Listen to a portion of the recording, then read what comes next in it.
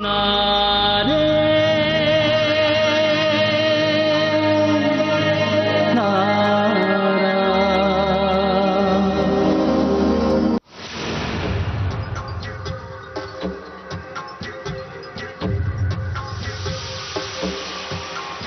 பூஜை பண்ணணும்னு சொன்னதுக்காகவா இவ்வளவு நர்வஸ் ஆகுறான்? வேற ஏதோ விஷயம் இருக்கு. அவன் ஒரு குழந்தை, தேவையில்லாத விஷயத்துக்கெல்லாம் டென்ஷன் ஆவான். இல்லப்பா, அவனுக்கு அமெரிக்க ஞாபகம் ஏதாவது வந்திருக்கும். வேற ஏதோ விஷயம் இருக்கு. விஷாக்கா இன்னும் தயாராகவே இல்ல. காலையில அவ எழுந்து எல்லா வேலையும் செஞ்சதை நான் பார்த்தேன். இப்ப பூஜைக்கு வரலன்னா ஏதோ ஒரு காரணம் இருக்கும்னு நினைக்கிறேன். அதனாலதான் பாவம் அவன் டென்ஷனா இருக்கான்னு நினைக்கிறேன். பார்க்கலாம் இந்த சின்ன விஷயத்துல எவ்வளவு பெரிய பூகம்பம் வெடிக்குதுன்னு. நான் போய் பார்க்கிறேன் விஷாக்கா, நம்மளோட சின்ன மருமகளை.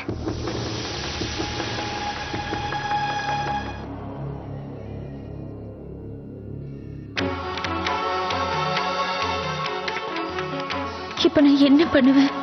விஷாக்கா எதை பத்தியும் யோசிக்காம இப்படி ஒரு தப்பு பண்ணிருக்காளே. இத பத்தி அப்பா அம்மா கிட்ட சொல்லியே ஆகணும். ஆனா இதை யார்கிட்டயும் சொல்லக்கூடாதுன்னு அவர் சொன்னாரே. அவர் சொன்னாருன்றதுக்காக இதை அப்பா அம்மா கிட்ட சொல்லாம இருக்க முடியாதே. அவ பிரதீபை தான் பார்க்க போயிருக்கான்னு இப்ப தெரிஞ்சு போச்சு. இதுக்கு மேலேயும் காலம் கடத்தாம அப்பா அம்மா கிட்ட சொல்லி அவளை எப்படியாவது தேடி கண்டுபிடிக்கணும். அம்மா நேரமாச்சு. ராதிகா அங்க உங்க 2 பேர்கிட்ட தானே கேட்டுக்கிட்டு இருக்கேன். ராதிகா எங்க? இங்கதான் உள்ள இருப்பா. அவ ஒண்ணும் இந்த பூஜைக்கு வர வேண்டிய அவசியம் இல்ல.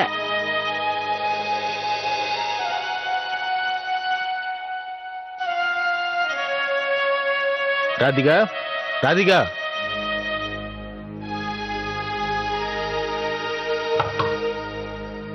ராதிகா, ராதிகா எங்க இருக்குமா?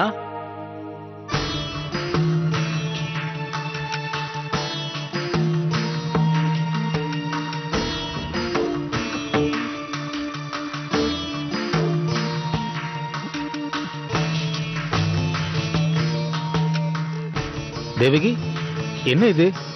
ராதிகா கட்டியிருந்த புடவைய மடிச்சு வச்சிருக்கு.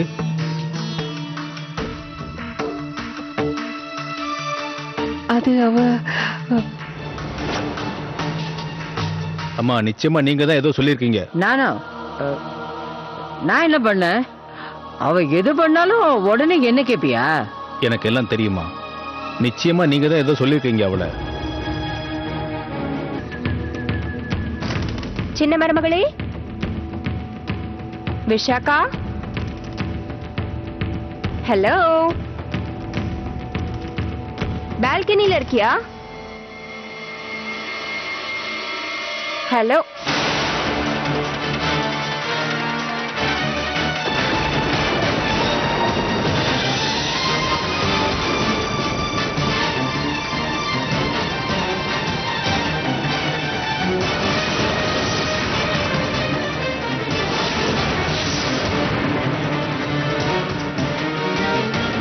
விஷாக்கா, நீ பாத்ரூம்ல இருக்கியா?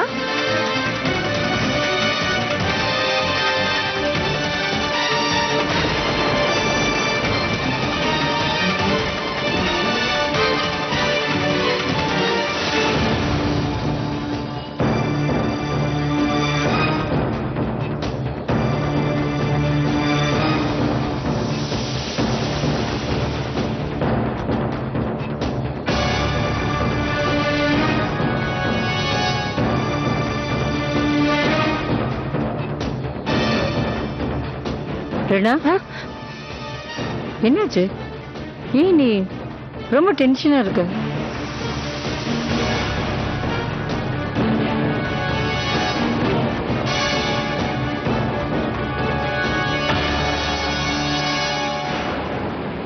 எதுக்கு தேவா பாக்குற?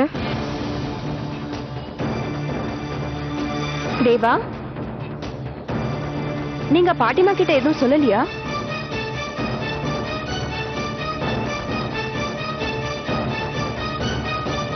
பாட்டிமா நம்ம சின்ன மருமக அவளோட ரூம்ல இல்ல, அவ எங்கேயோ போயிட்டா.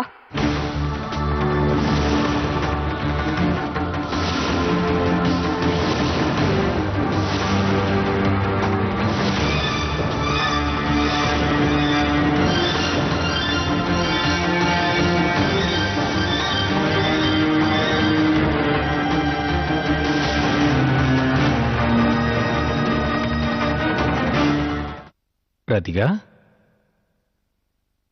என்னாச்சுமா? ஏன் உன் முகம் ஒரு மாதிரியா இருக்கு?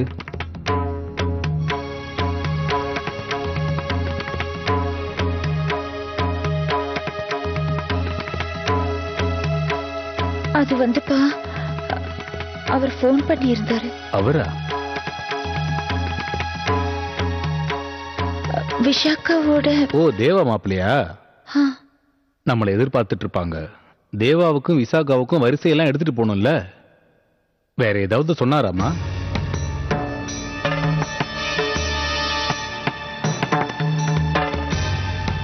அப்பா விஷாக்கா. என்ன விஷாக்காக்கு என்ன சொல்லு? விஷாக்காக்கு இப்ப என்ன வந்தது?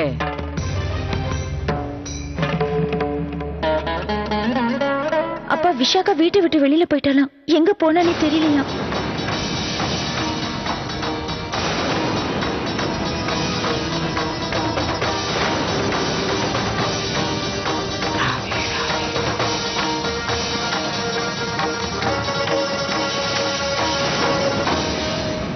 எங்கேயோ போயிட்டேன்னா என்ன அர்த்தம்?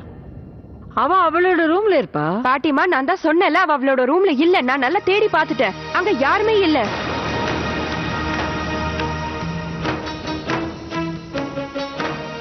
அவ ரூம்ல இல்லையா? அப்ப சின்னவருங்க எங்க போயிருப்பா? தேவா, தேவா, பாட்டிமா கிட்ட சொல்லுங்க. பாட்டிமாக்கும் எல்லாம் தெரியணும்ல.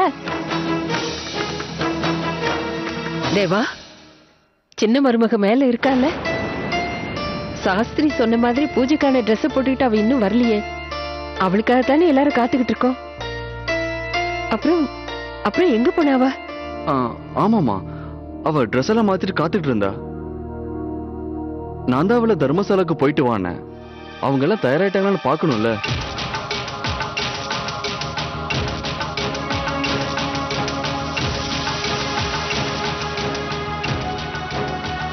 தர்மசாலாக்கா?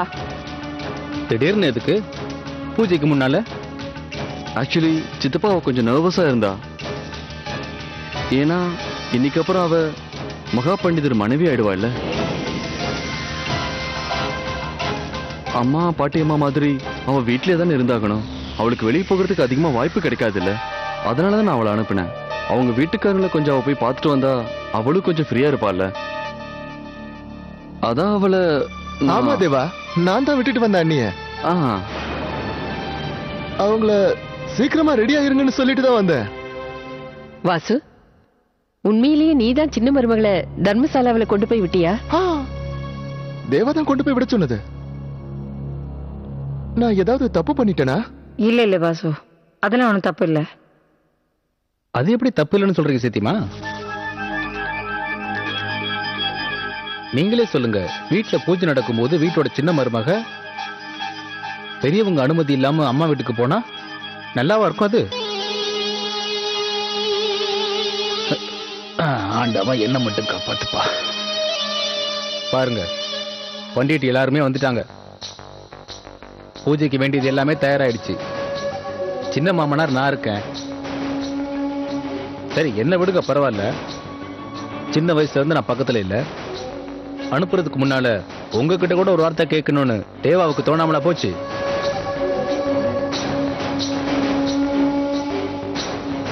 இது எவ்வளவு பெரிய விஷயம்.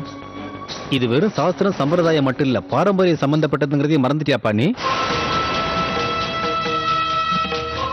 சித்திமா, எனக்கு ஒரு விஷயம் தெரியணும். நம்ம இத்தனை பேருக்கு என்ன பதில் சொல்லுவோம் சொல்லுங்க? அமெரிக்கா போய் இதைத்தான் கத்துட்டு வந்தானா தேவா? இதுல எந்த பெரிய தப்பும் வராது சுசி. எது நடந்தாலும் அது நல்லதுக்கு தான். இன்னைக்கு சின்ன மருமக ஒரு மகா பண்டிதரோட மனைவியா தான் இப்ப இந்த வீட்டுக்குள்ள நுழைய போறா. புது மணப்பெண் மாதிரி நாம அவளை வரவேற்கணும். ஆக்சுவலி சொல்லப்போனா இது உண்மையிலேயே நல்ல விஷயம் தான்.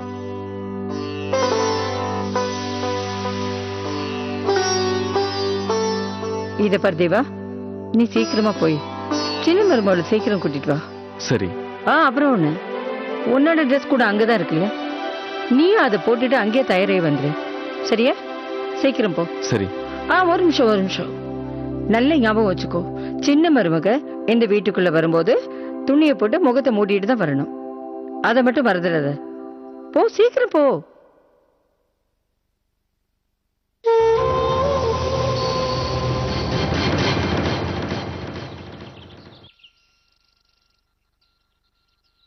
ஹே தேவா,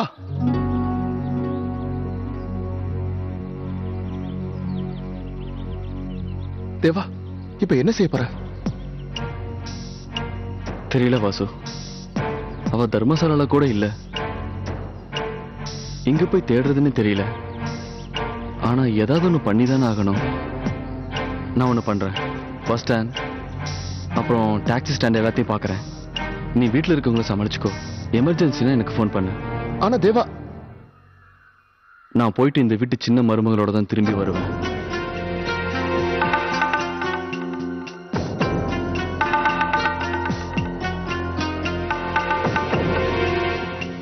ராதிகா, நீ என்ன சொல்ற? யாருக்கிட்டயுமே சொல்லாம போயிட்டாளா அவ? அப்பா, அவ வீட்டை விட்டு ஒரேடியா வெளியில போறதா லெட்டர் எழுதி வச்சுட்டு போயிருக்கலாம். இருக்காது, அந்த மாதிரிலாம் எதுவும் இருக்காது. அதுவும் என்னோட விஷாகா அந்த மாதிரி எதுவும் செய்ய மாட்டா. நம்ம இந்த திருடி சொல்றதை நம்பவும் கூடாது. இவ விஷாகா மேல கெட்ட பேர் வரணும்னு ஏதாவது யோசனை பண்ணி சொல்லுவா. இவ விஷாகாவை பொறுத்த வரைக்கும் எதிரி. சசி, நீ ஏதாவது சொல்ல. இந்த திருடி போய் சொல்றா. இதெல்லாம் போய் இவ உடம்பு முழுக்க போய். அம்மா சும்மா இருங்க, போதும், நிறுத்துங்க. நிலைமை எவ்வளவு மோசமா போயிட்டு இருக்குங்கிறத புரிஞ்சுக்க முயற்சி பண்ணுங்கம்மா. ராதிகா, அவர் என்ன சொன்னார் சொல்லு, கொஞ்சம் புரியும்படியா சொல்லுமா. அப்பா, அவர் விஷாகாவை பத்தி வேற எதுவும் சொல்லல. விஷாகா வீட்டை விட்டு வெளியில போனதை பத்தி உங்ககிட்ட சொல்லக்கூடாதுன்னு சொன்னாருப்பா. ஆனா இந்த விஷயத்த உங்ககிட்ட சொல்லாம இருக்க முடியாது. அங்க எல்லாரும் பூஜையில விஷாகாக்காக காத்துட்டு இருக்காங்க.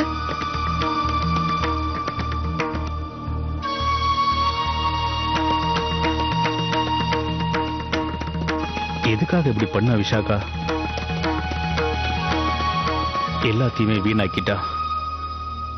தன்னோட வாழ்க்கையும் சரி, 2 குடும்பத்தோட வாழ்க்கையும் சரி. நம்ம முகத்துல இப்படி அநியாயமா கரிய பூசிட்டாலே.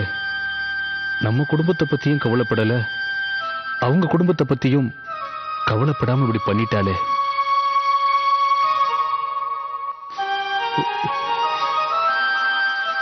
அந்த பண்டிட் குடும்பத்து முன்னால நம்மளை இப்படி தலைக்குனிய வச்சுட்டாலே. அட கடவுளே, நீதான் விஷாகாவை சீக்கிரம் வீட்டுக்கு வர உழைக்கணும். எனக்கு அதை தவிர வேற எதுவும் தேவையில்லை.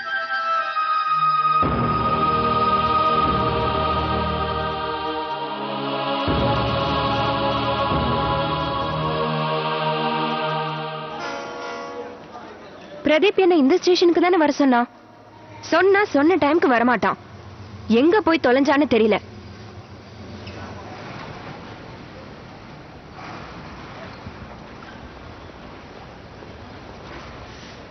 அடச்சே, தள்ளி நில்லு. அட போப்பா.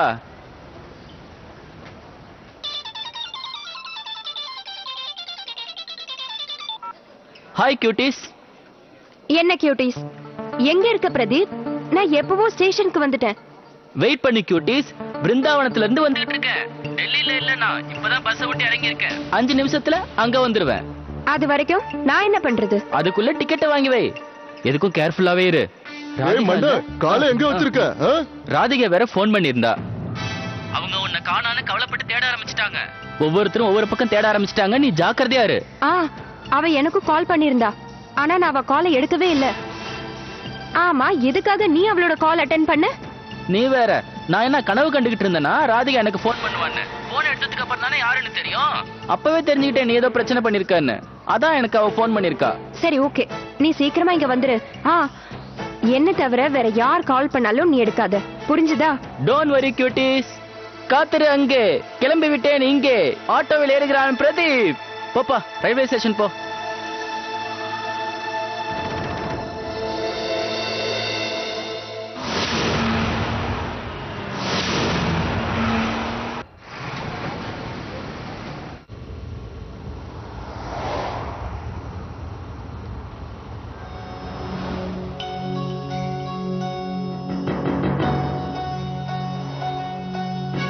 இந்த பூஜை முடிகிற வரைக்குமாவது விஷாக்கா இருந்திருக்கலாம்.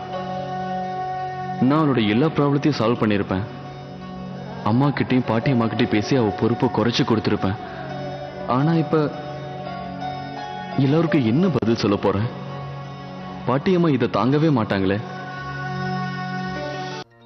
அம்மா, நாங்க எல்லாத்தையும் தயார் பண்ணி வச்சிட்டோம். இன்னும் 1 மணி நேரத்துல பூஜையை ஆரம்பிக்கணும். அதுக்கப்புறம் முகூர்த்த நேரம் போயிடும். அதனாலதான் சொல்றேன்.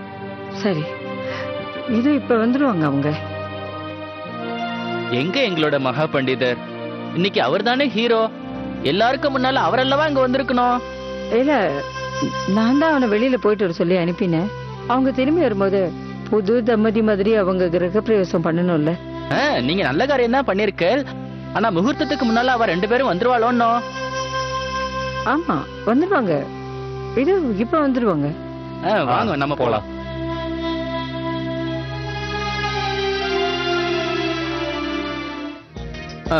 நீ அந்த பக்கம் போய் எல்லாருக்கும் கொடு. நீ அங்க கூட. நீங்க மேல இருக்கிறவங்களுக்கு கொடுங்க, கேட்டு கொடுங்க. இவங்க ஏதோ நம்ம கிட்ட இருந்து மறைக்கிறாங்க. அது அவங்க மூஞ்ச பார்த்தாலே தெரியுதே. இங்க ஏதோ வழக்கத்துக்கு மாறா இருக்கு. இப்ப நீங்க உள்ள போந்து உங்க வழிய சொன்னா ஒர்க் அவுட் ஆகும்னு நினைக்கிறேன்.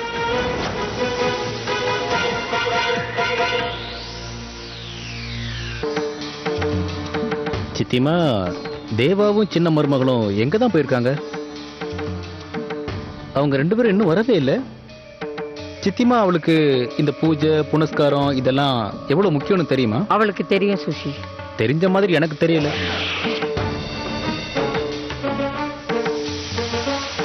சித்திமா, நான் நினைக்கிறேன் தேவா இந்த பூஜையை முக்கியமா எடுத்துக்கலையோ. சின்ன பையன் பூஜையை பத்தியே தெரியாம இருக்கும்போது ட்ரஸ்ட்டை எப்படி மெயின்டைன் பண்ணுவான்னு எனக்கு பயமா இருக்கு.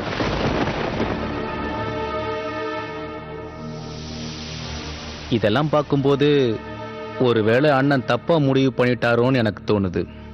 சுஷி, அவங்க 2 பேரும் தயாராகி வரணும். அதுக்கு கொஞ்சம் நேரம் ஆகும்ல. பாட்டிமா சொல்றது சரிதானே சித்தப்பா? தேவாவும் சின்ன மருமகளும் தயாராகிறதுக்கு நேரம் ஆகதானே செய்யும்.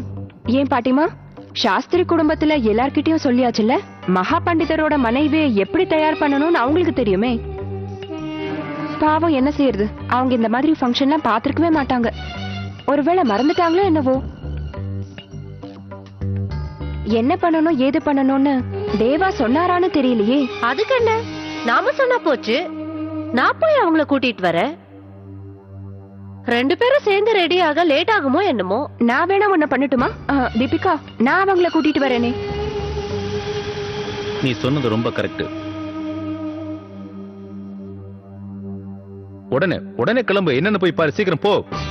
எப்பா, இந்த ட்ரேயை கொஞ்சம் என்கிட்ட கூட. நீ போ.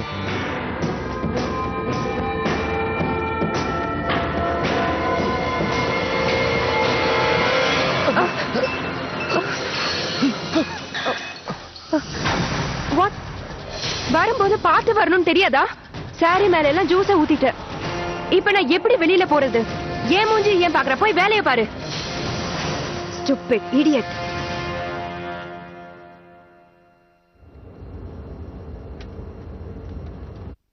ஹலோ வாசு. என்ன தேவா, அண்ணி கிடைச்சிட்டாங்களா? இல்ல, இது வரைக்கும் கிடைக்கல. தேவா, இங்க பூஜைக்கு நேரம் ஆயிடுச்சு. அதோட பெரிய அண்ணி வேற தர்மசாலாவுக்கு வர்றதுக்காக தயாராகிட்டு இருக்காங்க. நான் அவங்க மேல ஜூஸ ஊத்தி தடுத்து விட்டுருக்கேன். அவங்க வரதுக்குள்ள எப்படியாவது கண்டுபிடிச்சிடு தேவா. எனக்கு இது வரைக்கும் கிடைக்கல வாசு. நான் முடிஞ்ச வரைக்கும் தேடி பார்க்கறேன். சரி.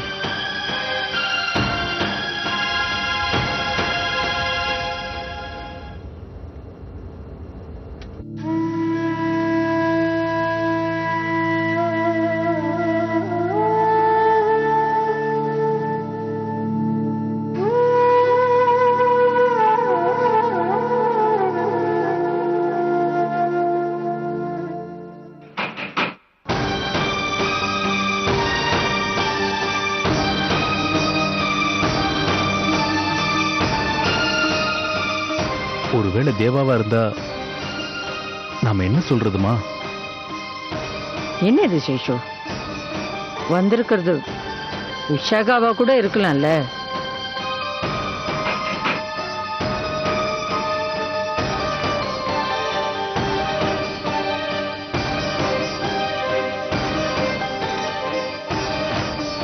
என்னாச்சுப்பா? உங்களுக்காக பண்டிட் வீட்ல இருந்து போன் வந்திருக்கு.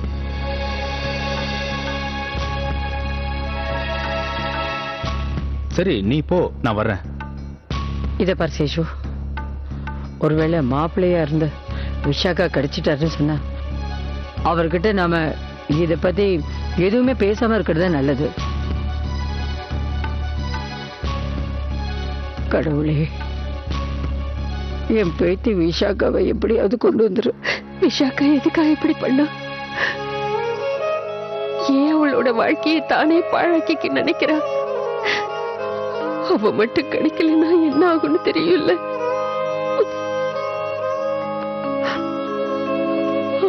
உங்க அப்பாவால அந்த அவமானத்தை தாங்க முடியாது ராதிகா.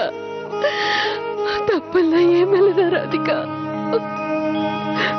நான் எப்பவுமே விஷாக்கா பண்ண தப்பெல்லாம் மறைச்சிட்டேன். பாசத்துல என் கண்ணு குருடாயிடுச்சு. நான் கொடுத்த செல்லத்தாலதான் அவன் இப்படி ஆயிட்டா. தன்னை பத்தி நினைக்கிறாளே தவிர மத்தவங்களை பத்தி அவன் நினைக்கிறதே இல்ல. இப்ப எல்லாரோட மானத்தையும் வாங்குற மாதிரி ஒரு காரியத்தை பண்ணிட்டு போயிட்டாளே. அந்த கடவுள் கூட என்ன மன்னிக்க மாட்டாரு. அதிகா வேண்டாம்மா, அப்படியெல்லாம் பேசாதீங்க. ராதிகா, இத பாருமா, உன் கண்ணுங்கிட்ட இத பத்தி வேண்டிக்கிறியம்மா. நீ அவர்கிட்ட சொல்லு, விஷாக்கா எப்படியாவது திரும்பி வரணும்னு சொல்லு.